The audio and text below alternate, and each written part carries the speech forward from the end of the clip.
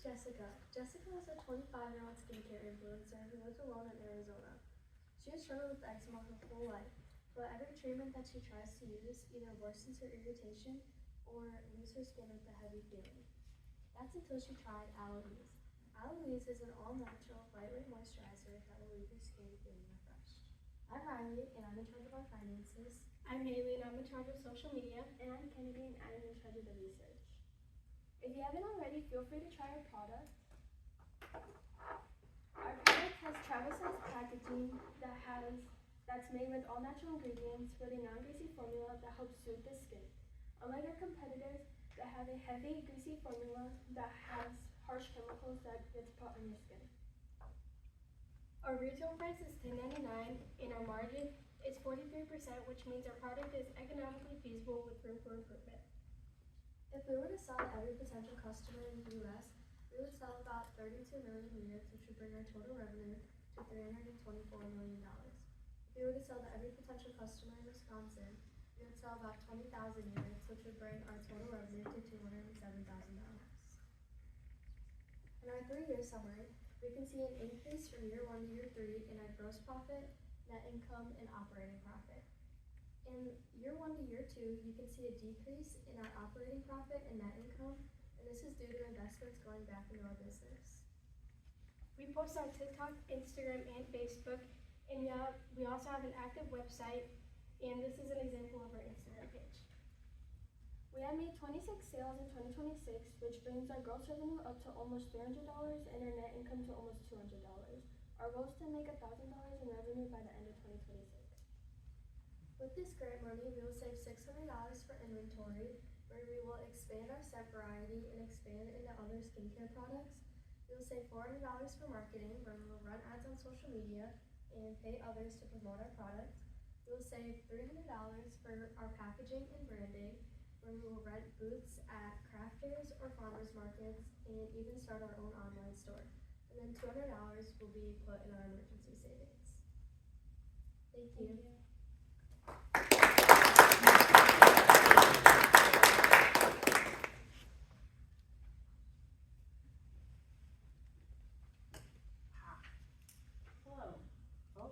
Hello. I guess I'm just going to talk about colors today. Love the green, love the sage. I have 3 questions for you. So can you go back to the page talking about your customers and how many are in your market? Okay, so can you clarify who that is? Is that referring to the 25-year-old with eczema? Yeah.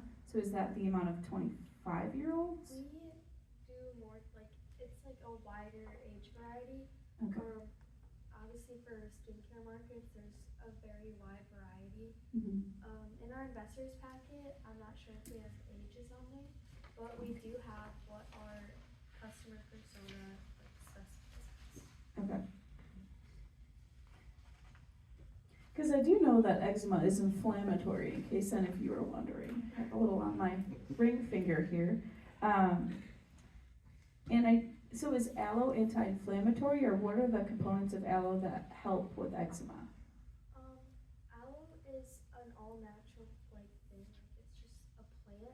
Uh-huh. So it has the anti-inflammatory agents in it, Okay. which help with dry, flaky skin, eczema, things like that. Okay.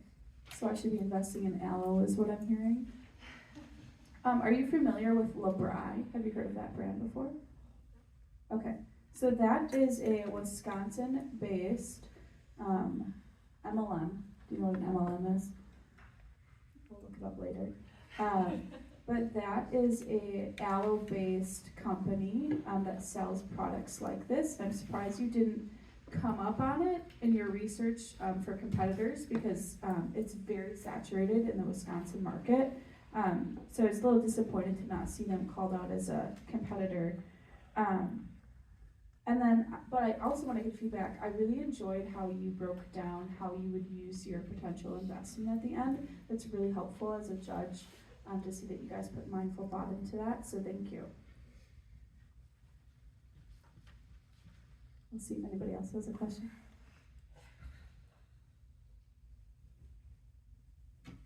So I have a question about your channel strategy. You mentioned, did you mention farmers markets? Yes. But on here you have drugstores and grocery stores. So how do you plan to get into those channels? We want to grow our product and our business more as just the three of us before we move on to wholesale marketing, just to make sure that we have everything right and we are sure that it will sell in stores and wholesale marketing will be successful. And with the roll-on style, does this product get applied to face, arms? It can be applied anywhere you have dry skin. Okay. All right, thanks for being here. Where are you selling right now? Right now, we're just selling through the three of us, but we do plan to go into farmers markets during the summer, craft fairs, and expand into wholesale marketing, small stores in North Fond du Lac, but currently it's just the three of us. And how much do you think you have sold so far? It is on one of our slides. Oh, good luck, sorry. Right here, 26 sales. Okay. And based off of those sales, how are you soliciting feedback from your customers? Usually when our customers buy from us, they are interested right away and they try it right as soon as they buy it. And after they try it, or we recommend they try it after they buy, we also offer samples if wanted. But we ask for feedback after they try it or as they try it, just to keep it in mind. And if anybody has any suggestions, we definitely take them into mind and we consider them. And a lot of the suggestions that we've been given, we've taken into consideration and we've put into our products. And if I wanted to buy some today, could I? And how does that happen? If you're interested in a scent or a product, just let us know. We have more of these bottles. We don't have any other scents other than the ones in front of you today. But if you're interested in buying, we take cash or we take Venmo. Okay. And I'm kind of feeling left out. I don't know, can a man buy this product? Our venture truck is actually bought three of them. All right, thanks, Craig. You can't beat the roll-on applicator. Excellent, great job, ladies. One of the first questions that I have at the very beginning of your presentation, you mentioned Jessica, skin care influencer. Is Jessica real? No. Okay, thank you for your honesty. I do Yeah. appreciate that. From the 26 product sales that you guys have had, do you have any customer testimonials that you've been sharing? I'm sorry, I don't really understand the question. So persons like Craig who have purchased your product, do they have feedback or testimonials saying, oh my gosh, this product is amazing, it changed my life, you have to buy it, that kind of a thing? Do you have any of those that you're collecting to help with future sales? I believe that we do. I feel like the people who have bought our product have definitely spread word, like, this product is great, like, a lot of people who have bought it have offered, like, samples to other people, which has really grown how many of our customers we have. Okay. And do you plan to translate that into your marketing strategy through your online platforms? Yes. You had also mentioned other products. I was curious about any of the trials that you might have faced in creating this product and what you anticipate to create for additional products for your line. It definitely took us a long time to get the formula that we have now. Our first prototype was Mr. Wismer's aloe plant crushed up with just glycerin in it, and that did not go well. It was, after I think maybe a week, it was moldy, there was so much bacteria, and then we went to more into depth with like our research and what would make our product shelf stable. how can we perfect our formula? And after doing a lot of research and consulting with our chemistry teacher, we have perfected our formula after, I think it took like 4 tries to get this one. It took a while, but we're definitely very happy with our formula, and I think we all can agree that we've definitely perfected it.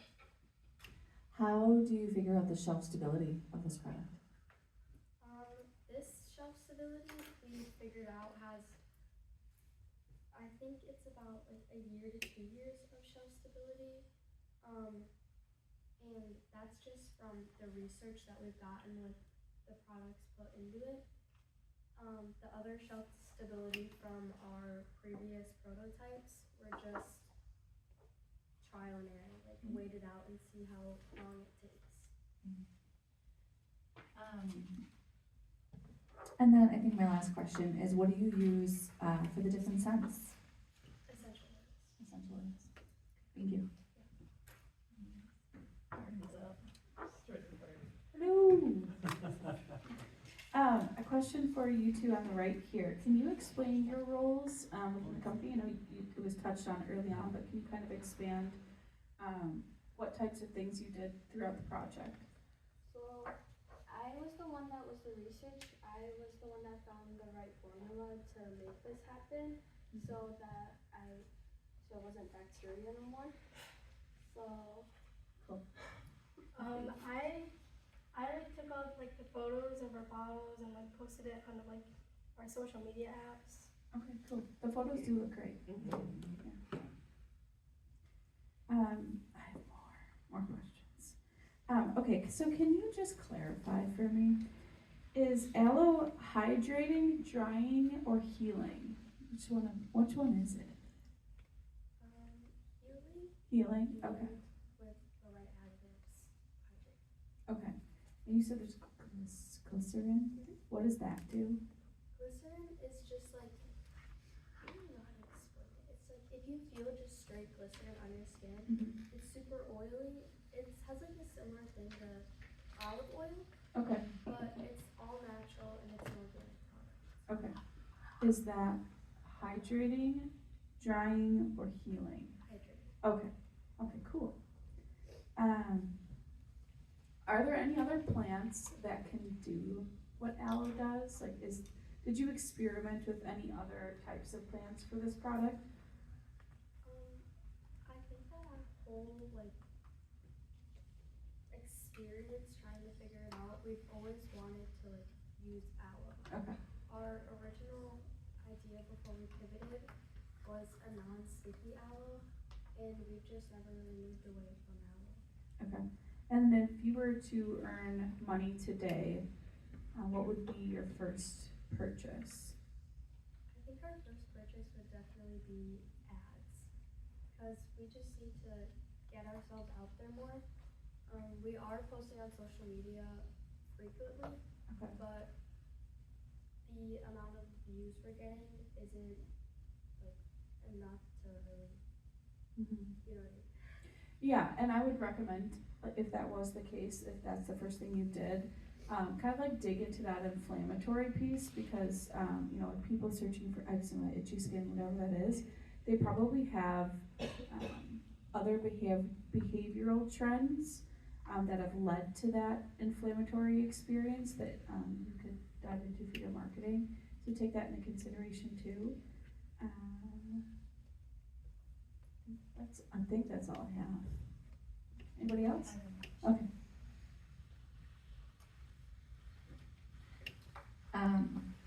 When you're promoting a product that's hydrating and healing and using that verbiage, every now and again you're going to have that person that it doesn't react well with, because we all have different skin types and whatnot. Do you guys have what's the word I want to use? A plan for when something doesn't go correctly, when somebody does have an adverse reaction? What would those steps be? Have you thought about that? I feel that our first steps would be to reach out to the person and see where like they could get what wrong. Definitely a refund, because we pride ourselves in having natural products and making people feel good about their skin. So if our product were to worsen somebody's skin that they want to feel more confident in, we definitely want to make them feel better about it. We would reach out to them and see where they would like to go with it. Okay, and just one last thing. Raina mentioned earlier she has a little something on her finger, and she comes to your farmer's market, and you say, we have something that can help you with that. Is it close? We have something that can help you with that. Go ahead and give this a try. And she tries it, and she comes back later, and she says, well, your product didn't heal me. What do you say to her as a consumer? It takes time. Trying something like this just once isn't gonna heal you immediately. A lot of skincare, like acne creams and face washes, they take time to heal, and that's exactly what our product is. Thank you. You want it again? Yeah, but that's Oh, great. right, we're gonna keep it down on this then. When are you guys done with school? Next week Friday. Next week Friday, okay, so being a teacher, I love to give homework. And I would really like to see you guys be placed in Create Salon and Spa. So in the next week and a half, if you could go in there and talk to Erin Bolt, she's the owner, I would love to see you guys selling there. Okay, thank you. Last one, I promise. So, expanding on how you plan on using your startup capital, who is your mentor again? Craig Roach. Cool. It smells like it on here. Can you explain to me what liquidity cushion is? Those are vocab words, and I'm not gonna lie, I forgot it. Okay. Do you have any idea what that is? Okay. It's like, it's just like extra money, like whenever like there's like an emergency. Okay. Yeah, good. So we have, $2,000 set aside for liquidity cushion. And we have $100 that was put in, it says founder cash equity. So who put the $100 in? Our $100 was from our first mentor pitch. Oh, cool, congrats. And great LLC formation, $200. That's like, it seems like you did your homework.